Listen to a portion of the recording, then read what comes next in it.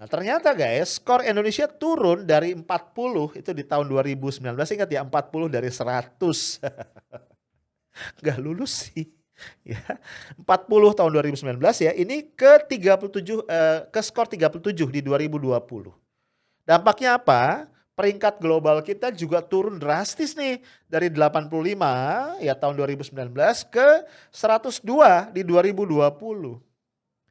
Dalam hal ini nih, ini yang lebih gak enak lagi. Posisi kita sama dengan Gambia. Gambia ini negara di Afrika Barat ya, yang kayaknya tuh masih apa ya, gue sih nggak bilang terbelakang ya, masih belum maju lah sopannya gitu ya. Nah informasi aja nih, skor indeks persepsi korupsi kita yang tadi 37 ini adalah yang terburuk dalam 2 dekade terakhir, dalam 20 tahun terakhir. Parah ya. Perlu dicatat pula guys, dalam periode perhitungan indeks persepsi korupsi itu kan Januari sampai Oktober 2020. Ini Transparansi International belum memasukkan atau memperhitungkan kasus korupsi gede-gedean yang dilakukan oleh 2 menteri nih. Yaitu Edi Prabowo, Menteri Kelautan dan Perikanan, dan Juliari Peter Batubara yang waktu itu adalah Mensos. Yang diduga mengkorupsi dana Bansos gitu ya. Belum masuk tuh. Jadi gue tanda kutip agak bersyukur ya. Jangan-jangan tuh kalau udah masuk, peringkatnya gue nggak tahu deh nyungsep kemana ya. Ya kan bisa jadi kan, gede banget korupsinya. Cuman gue khawatir 2 kasus besar tadi bisa berkontribusi nih terhadap indeks kita di tahun 2021.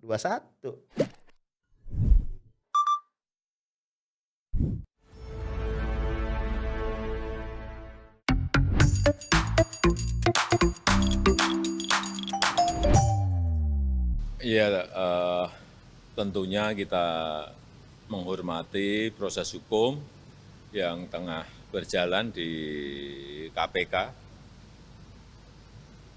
Perlu juga saya sampaikan bahwa saya sudah ingatkan sejak awal kepada para menteri Kabinet Indonesia Maju, jangan korupsi. Sudah sejak awal. Dan juga terus-menerus saya sampaikan untuk menciptakan sistem yang menutup celah terjadinya korupsi. Oleh sebab itu juga berulang kali saya mengingatkan ke semua pejabat negara, baik itu menteri, gubernur, bupati, wali kota, dan semua pejabat, untuk hati-hati dalam menggunakan uang dari APBD kabupaten kota, APBD provinsi, dan APBN. Itu uang rakyat. Saya tidak akan melindungi yang terlibat korupsi, dan kita semuanya percaya KPK bekerja secara transparan, secara terbuka, bekerja secara baik, profesional, dan pemerintah akan terus konsisten mendukung upaya pencegahan dan pemberantasan korupsi. Guys, akhirnya malam minggu ya.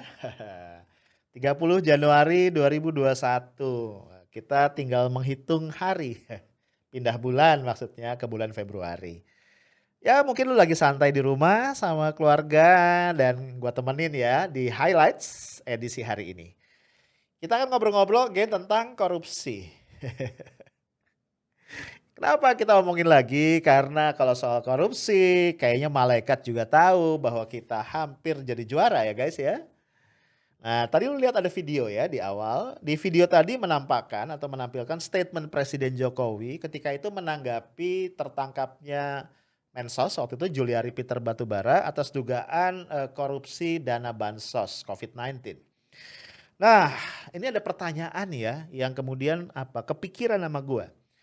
Apakah peringatan presiden kepada menteri dan pejabat-pejabat publik yang lain dan pernyataan sikap presiden yang tidak akan melindungi koruptor cukup efektif untuk mencegah korupsi di Indonesia?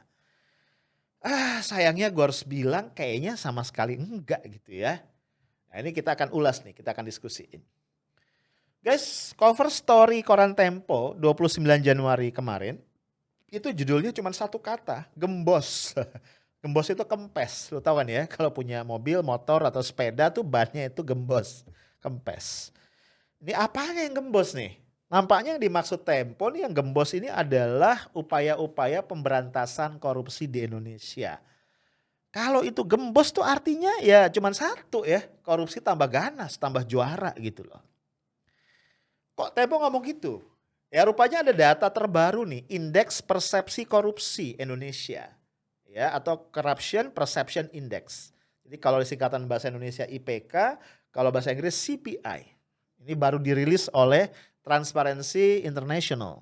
Ya, jadi skor kita turun 3 poin, akibatnya posisi kita itu bahkan sekarang lebih buruk dari Timor Leste. Buat gue ini menyakitkan ya. Gila bro, Timor Leste kan baru merdeka dari kita itu 21 tahun yang lalu ya. Terus kurang ajar nih anak baru itu ya. Nah, survei dilakukan oleh Transparency International dalam kurun waktu Januari sampai Oktober 2020 yang penilaiannya mengacu pada 9 indikator ya, beberapa di antaranya itu indeks bidang ekonomi, kualitas demokrasi, kualitas politik, kebebasan berpendapat. Nah, itu yang masuk dalam indikatornya. Skornya nih bagi yang belum tahu bergerak dari 0 sampai 100 ya. 0 itu artinya sangat korup ya. Sementara 100 itu sangat bersih. Jadi kalau joke-nya nih 0 itu berarti iblis, 100 itu berarti malaikat, kira-kira begitu. Tentu aja nggak ada negara yang isinya iblis semua atau negara yang isinya malaikat semua ya. Nah guys, ada pertanyaan mungkin ya, kenapa indikator-indikator juga menyangkut misalnya tadi demokrasi, kualitas politik, kebebasan berpendapat. Padahal kan kita ngomongin korupsi ya. Nah ini ternyata gini ya penjelasannya, karena bagaimanapun by definition guys, yang namanya korupsi itu adalah kejahatan yang berkaitan dengan kekuasaan. Ya itu kalau disederhanakan begitu. Dengan demikian korupsi hanya bisa diatasi jika kekuasaan, dalam hal ini kekuasaan pemerintah, dibatasi dan dikendalikan. Nah ini berkaitan tadi dengan kualitas demokrasi, kualitas politik, dan kebebasan berpendapat. Dengan kata lain guys, demokrasi yang substantif, ya politik yang terbuka, dan partisipasi masyarakat sipil yang luas itu berkorelasi positif ya dengan pemberantasan korupsi. Ya. Nah, kita lihat nih, gimana sih sebenarnya detailnya data survei tadi ya. Kondisi Indonesia tuh gimana dari 120 negara yang disurvei oleh Transparency International. Nah, ternyata guys, skor Indonesia turun dari 40 itu di tahun 2019, ingat ya 40 dari 100. Gak lulus sih. Ya, 40 tahun 2019 ya, ini ke 37 ke skor 37 di 2020. Dampaknya apa? Peringkat global kita juga turun drastis nih dari 85 ya tahun 2019 ke 102 di 2020. Dalam hal ini nih, ini yang lebih gak enak lagi, posisi kita sama dengan Gambia. Gambia ini negara di Afrika Barat ya, yang kayaknya tuh masih apa ya, gue sih gak bilang terbelakang ya, masih belum maju lah sopannya gitu ya. Nah, informasi aja nih, skor indeks persepsi korupsi kita yang tadi 37 ini adalah yang terburuk dalam 2 dekade terakhir, dalam 20 tahun terakhir. Parah ya. Perlu dicatat pula guys, dalam periode perhitungan indeks persepsi korupsi itu kan Januari sampai Oktober 2020. Ini Transparency International belum memasukkan atau memperhitungkan kasus korupsi gede-gedean yang dilakukan oleh 2 menteri nih. Yaitu Edi Prabowo, Menteri Kelautan dan Perikanan, dan Juliari Peter Batubara yang waktu itu adalah Mensos, yang diduga mengkorupsi dana bansos gitu ya. Belum masuk tuh. Jadi gue tanda kutip agak bersyukur ya. Jangan-jangan tuh kalau udah masuk, peringkatnya gue gak tahu deh nyungsep kemana ya. Ya kan bisa jadi kan, gede banget korupsinya. Cuman gue khawatir 2 kasus besar tadi bisa berkontribusi nih terhadap indeks kita di tahun 2021. Enggak sih, masuk gak sih? Enggak kali ya, mudah-mudahan enggak ya. Nah kita lihat ya negara-negara lain kayak apa. Peringkat pertama itu ditempati oleh Denmark dan Selandia Baru. Skornya gila 88. Wih jauh banget sama kita ya. Peringkat kedua Finlandia, Singapura, Swedia dan Swiss 85. Ini kurang ajar Singapura 85. Kacau ya. Nah kita lihat. Persempit deh di kawasan ASEAN ya. Posisi Indonesia itu bahkan tadi udah gue bilangin di bawah Timor Leste. Timor Leste itu skornya 40 sama dengan skor kita di 2019. Kita juga jauh di bawah Singapura yang secara global tadi peringkat kedua, dan kita juga masih di bawah Brunei dan Malaysia. Males kan ya? Berarti kita menangnya lawan apa? Lawan Kamboja, lawan Vietnam, lawan Filipina gitu-gitu ya. Mungkin Thailand ya, I don't know. Yang luar biasa nih ya guys, di tengah indeks persepsi korupsi yang memburuk tadi, pemerintah justru mengklaim bahwa pemerintah berkomitmen tinggi untuk terus memberantas korupsi. Ini kadang-kadang gue males ya, agak-agak terkesan halu gitu. Pemerintah kita memang nampaknya selalu optimis guys ya dalam segala sesuatu. Dalam hal COVID ya kan, udah menjelang 1 juta. Bersyukur kita bisa mengendalikan, walaupun habis itu berduka cita pas 1 juta ya. Dalam hal korupsi ya indeks juga anjlok ya kan. Skor rankingnya anjlok. Oh enggak, kita berkomitmen. Optimis ya. Hal tersebut antara lain disampaikan oleh tenaga ahli utama KSP ya, Kantor Staf Kepresidenan, Mas atau Pak Doni Gahral Ardian. Nah, dia tidak menampik ya hasil survei dari Transparansi Internasional tadi, tapi kata Doni Gahral, pemerintah juga memahami bahwa penurunan IPK bisa mengurangi tingkat kepercayaan publik internasional. Nih, tapi katanya, saya kira investor tidak perlu ragu-ragu karena pemerintah akan terus bekerja meningkatkan performa semua instansi. Ini notes dari gua nih. Masalahnya, apakah investor global, terutama dari negara-negara yang bonafit, yang skor indeks indeks persepsi korupsinya tinggi, itu bisa percaya nih, bisa ngebuy-in ya janji atau komitmen pemerintah tadi. Gue sih agak ragu ya. Nah, Doni Gahral juga mengatakan bahwa dia nggak sepakat kalau dikatakan penurunan indeks prestasi tuh kan, emang kuliah. Indeks persepsi korupsi itu disebabkan revisi undang-undang dan perombakan struktur KPK di era Jokowi ya. Masih ingat ya, September 2019. Menurut Doni, dengan perubahan tadi KPK tuh masih bergigi. Buktinya ada 2 menteri kabinet yang ditangkap terlibat korupsi. Menurut gue tuh logikanya agak terbalik ya. Kenapa ditangkapnya 2 menteri kabinet tuh jadi indikasi positif? Gue kagak ngerti ya, gagal paham ya. Kalau menurut gue nih, bukannya itu menunjukkan bahwa politik kita tuh kotor banget, koruptif gitu loh. Bagaimanapun kan menteri itu jabatan politik ya. Jadi kalau sampai menteri itu korupsi itu artinya politik kita tuh kotor banget. Menurut gue loh ya, orang boleh gak setuju. Klaim Doni tadi dibantah tegas nih oleh Beni Kaharman. Ini Wakil Ketua Komisi Hukum DPR RI. Nah, intermezzo nih. Ada yang tahu nggak K-nya itu apa? Ayo, apa? Ternyata K-nya itu adalah kabur. Beneran, gue nggak bercanda ya. Jadi Beni Kabur Harman. Gue nggak tahu itu marga atau apa ya. Nah, Pak Beni yang kabur ini, bercanda Pak Beni, jangan marah ya. Pak Beni mengatakan, terus terang di era Jokowi ini korupsi tumbuh subur. Betul Pak, setuju. Sehingga berdampak signifikan pada indeks persepsi korupsi. Jadi Pak Beni ini mikirnya sederhana aja, banyak korupsi kok gitu ya. Nah, Beni mencontohkan ya, yang udah kita bahas berkali-kali, korupsi dana bansos di Kemensos yang mengemuka akhir tahun lalu.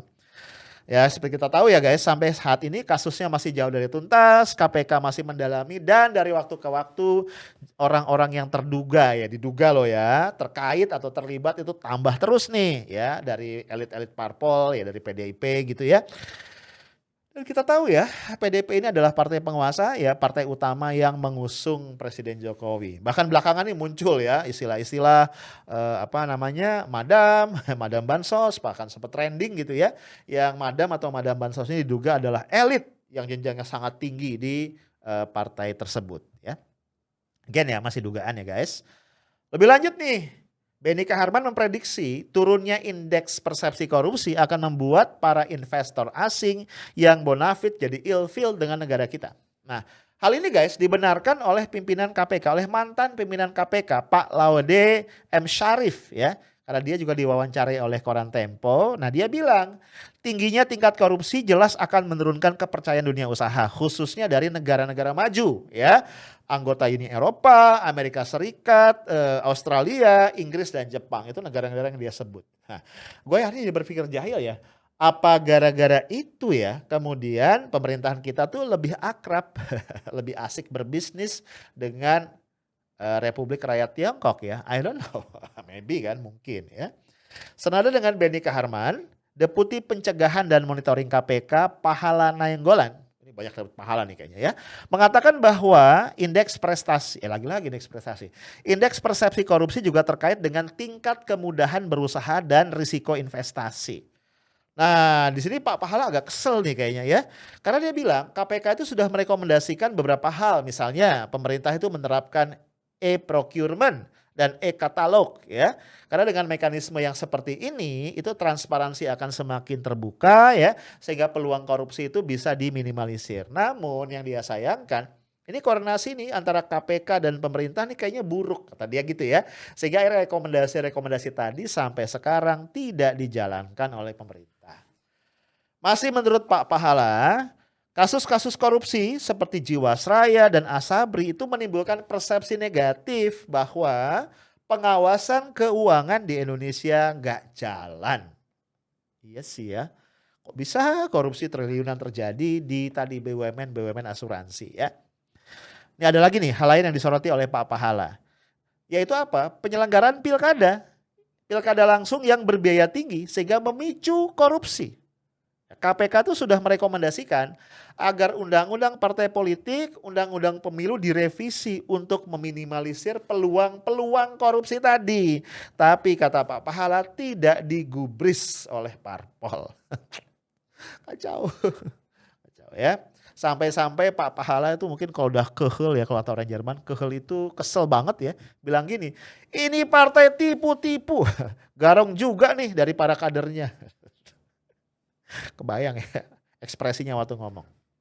Nah guys, dalam konteks ini jangan lupa ya, Menko Polhukam ya, jagoan kita Pak Mahfud MD itu pernah bilang bahwa 92% kandidat yang maju dalam pilkada dibayarin cukong ya. Walaupun dia gak jelas sih bilang pilkada yang mana ya, tapi 92%. Berarti yang relatif jujur 8% doang. Nah, menurut Mahfud setelah terpilih nih, para kepala daerah tadi ini akan memberikan timbal balik. Iya dong, ya kan kepada para pendonor atau para sumber financingnya tadi. Dengan apa? Menggelar kebijakan-kebijakan yang menguntungkan ya, bisa berupa tadi lisensi misalnya pengusahaan hutan, lisensi tambang atau yang lain-lain yang pastinya akan merugikan masyarakat setempat. Dan ini adalah bentuk korupsi kebijakan. Dalam bahasa yang lebih standar adalah korupsi politik. Ya, ini berkontribusi besar terhadap turunnya indeks persepsi korupsi kita. Nah, hal yang sama disoroti juga oleh seorang akademisi ya, Profesor Firman Nur, ini Kepala Pusat Penelitian Politik LIPI. Menurut beliau, perilaku partai politik yang koruptif ketika hendak mengisi jabatan publik seperti kepala daerah ya misalnya, atau pragmatisme dalam kaderisasi parpol juga memberikan sumbangan signifikan terhadap hancur leburnya indeks kita. Nah, kembali ke cerita tadi Pak Pahala ya yang dari KPK. Dia melihat nih ada lagi konflik kepentingan antara pejabat dengan pemodal. Ya, karena kata dia gini, kepala daerah itu kan memiliki perusahaan ya, ada yang memiliki perusahaan, mungkin nggak semua ya, tapi ada. Yang kemudian dia terlibat dalam proyek-proyek pemerintah, pasti ya akan ada konflik kepentingan. Nah, kita juga jangan lupa ya, banyak banget pengusaha yang kemudian terjun jadi politisi, masuk parpol gitu ya.